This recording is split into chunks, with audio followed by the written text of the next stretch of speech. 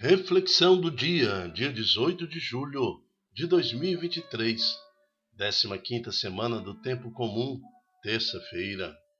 Santo do dia, São Francisco Solano, padroeiro dos missionários da América Latina.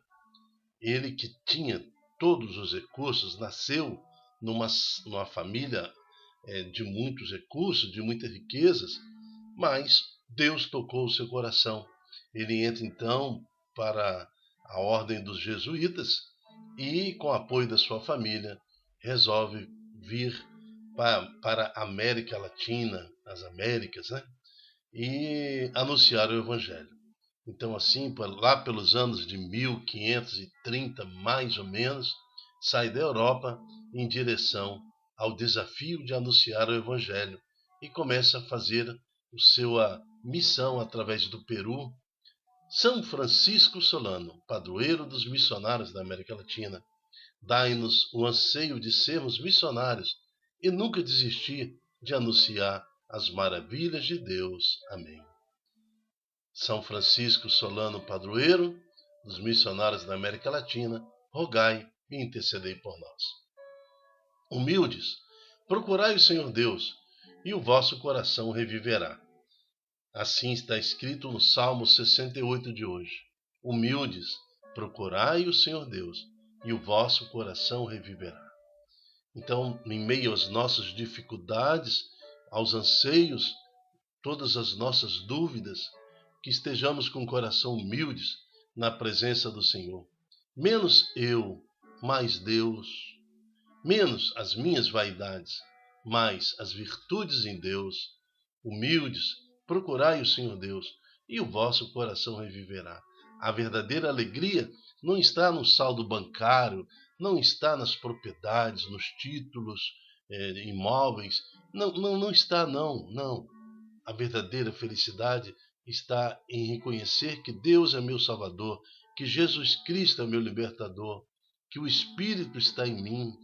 A verdadeira herança que você pode deixar para um filho, para uma filha, é o sentido de se converter, salvar-se, assim como os pais de São Francisco Solano, que deram a seus filhos, principalmente a São Francisco, o desejo de viver intensamente na alegria de servir ao Senhor.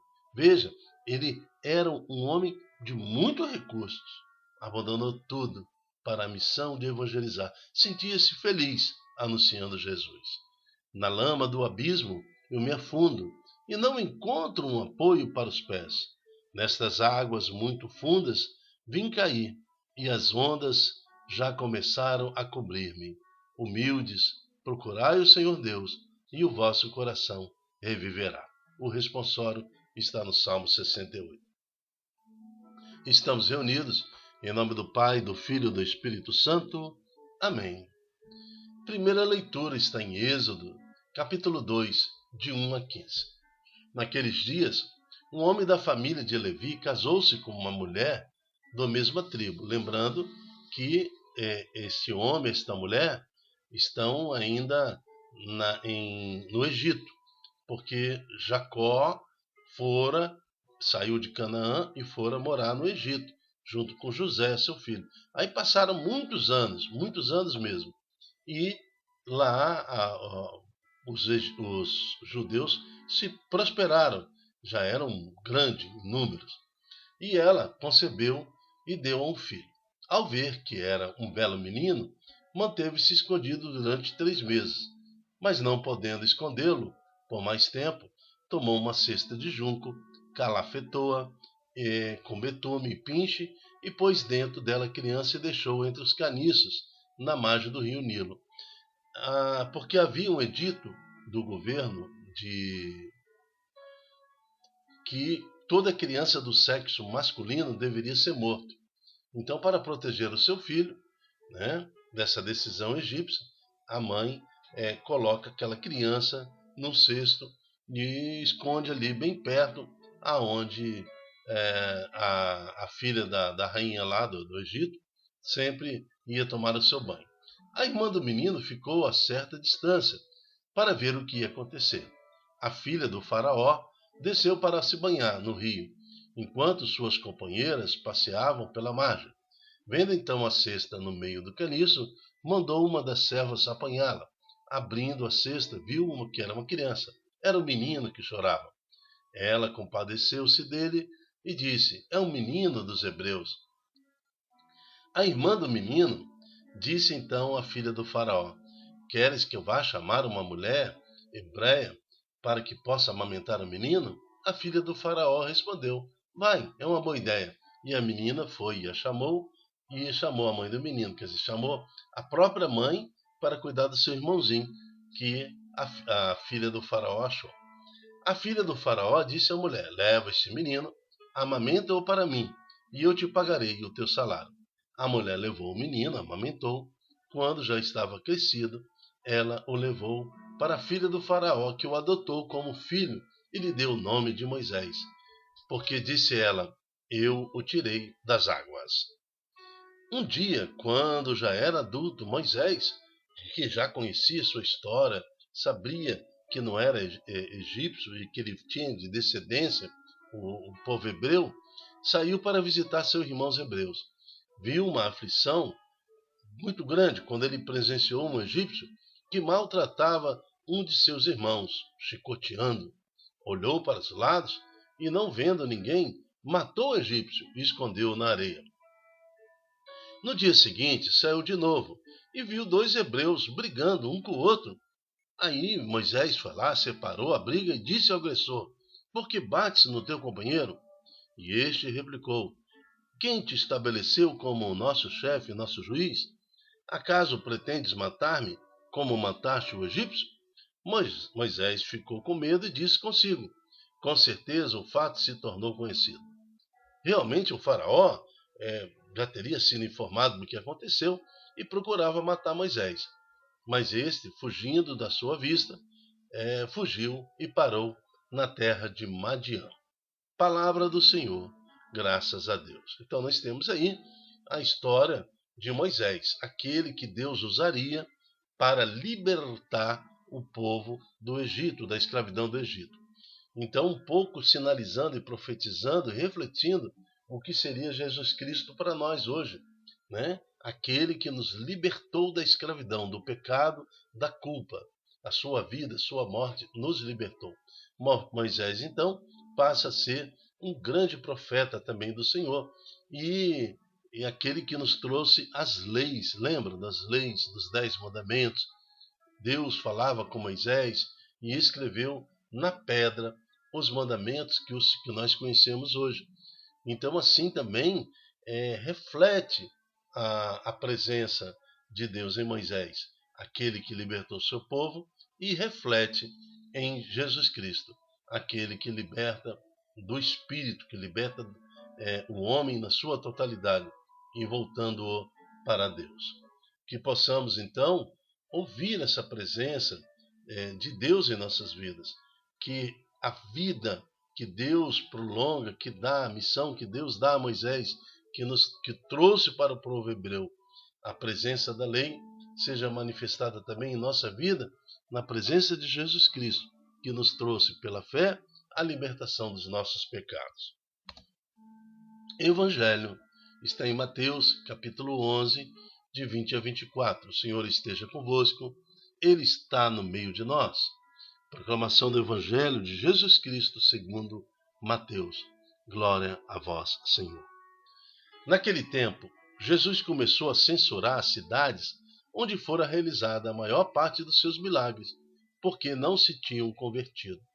Nós acabamos de ver na primeira leitura que Moisés presencia a briga dos hebreus.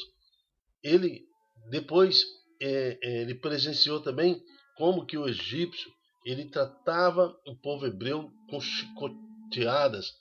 O povo hebreu era tratado no Egito como escravos, Eram perseguidos. Nós sabemos que mesmo sendo libertado, mesmo Moisés conduzindo esse povo para Canaã, muitos tinham saudade daquela perseguição, muitos tinham saudade de ser escravo. Então, lembrando que muitos que ouviram a palavra de Jesus começou a censurar as cidades onde fora realizada a maior parte de seus milagres. porque não tinham se convertido. Ou seja, não larga o pecado porque tem saudade do pecado, porque tem prazer no pecado, porque gosta de ser chicoteado, porque gosta de ser escravo. Jesus fala, então, sério. Ele fala, ai de ti, Corazim, ai de ti, Betsaida, que são cidades muito próximas a Nazaré, que compõem ali a cidade de Nazaré. E Jesus, em Nazaré, foi rejeitado. Entre os seus, ele pregou, fez milagres, mas nós sabemos que pouca conversão aconteceu ali. Por quê? Se os milagres que se realizaram no meio de vós tivessem sido feitos em Tiro e Sodônia, Tiro e Sodônia são cidades litorâneas também, né? E eles também desprezaram, é uma cidade de muito pecado. Há muito tempo elas teriam feito penitência, vestindo-se de silício e cobrindo-se de cinza. Então, vejam, Corazim e Betsaida é comparado com Tiro e Sodônia, onde abundava o pecado, onde a prática era muito pecadora. Mas Jesus provavelmente não deve ter passado lá por muito tempo, mas em Nazaré e Corazim e Betsaida, Jesus manifestou muita graça, muito milagre, e não houve conversão à altura da manifestação da presença de Deus no meio deles. Não reconheceram o Senhor. Pois bem, Jesus continua, eu vos digo, no dia do julgamento, Tiro e Sodônia serão tratados com menos dureza do que vós. E tu, Cafarnaum, outra cidade litorânea, né? Acaso será erguida até os céus?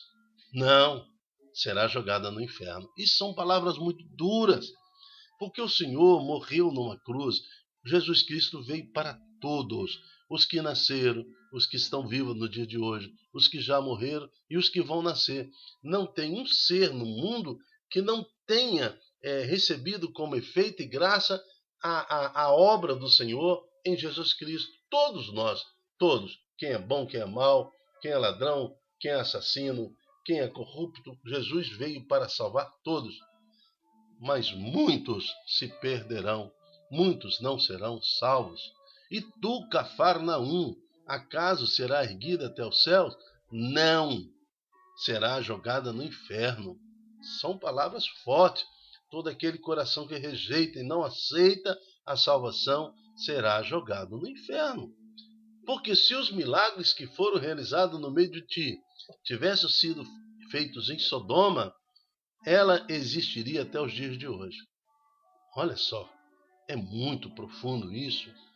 Quanta manifestação através da igreja aconteceu no mundo, acontece. Olha o santo de hoje, quanta manifestação, quanto exemplo, quanto apelo se faz à conversão, quantos Moisés, né, foram colocados nas nossas vidas, nos mostrando o verdadeiro sentido da vida, a libertação definitiva, conhecendo agora que o sangue do Senhor Jesus nos liberta através do batismo e que há necessidade de abandonar a prática do pecado e converter-se ao Senhor, e não o fazemos, nós seremos julgados assim como Cafarnaum.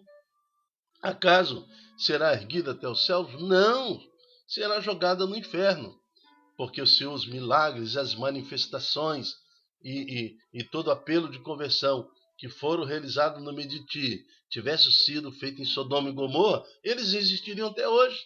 Eu, porém, vos digo, no dia do julgamento, do juízo final, na volta do Senhor Jesus, Sodoma será tratado com menos dureza do que vós. Palavra da salvação, glória a vós, Senhor. No dia do juízo, Sodoma será tratada com menos dureza do que vós. Que o Senhor possa então nos dar essa vontade, esta iniciativa espiritual de aceitarmos a nossa libertação. Que realmente jamais possamos viver agradavelmente, facilmente, docilmente, acorrentados ao pecado, escravo do pecado. Quebra, Senhor, no nosso desejo, na nossa alma, quebra no nosso corpo, na nossa memória, a prática do pecado, a saudade do pecado, que possamos aceitar a libertação, assim como Moisés libertou seu povo, que possamos aceitar a libertação em Jesus Cristo, que nos liberta espiritualmente do pecado e nos traz a vida. Amém. Eu me chamo Dilton Góes. O nosso projeto chama-se De Mim Se Não Evangelizar. Quero convocar agora os profetas do Senhor, aqueles que têm a capacidade de ajudar as outras pessoas a se libertarem, assim como Deus mandou o santo de hoje, como mandou Moisés, assim como mandou São Francisco Solano, para que seja agora anunciadores da palavra, multiplicando em suas redes sociais esta pregação, para que muitos corações se convertam ao Senhor. Até a próxima, se Deus quiser. Tchau, tchau.